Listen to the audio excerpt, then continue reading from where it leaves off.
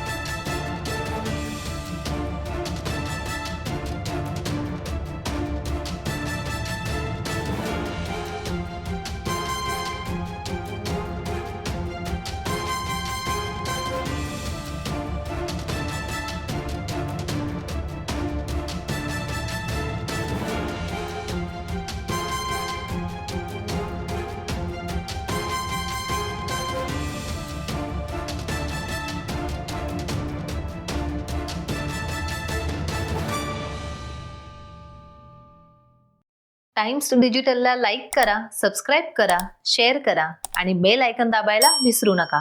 पाहत रहा times digital.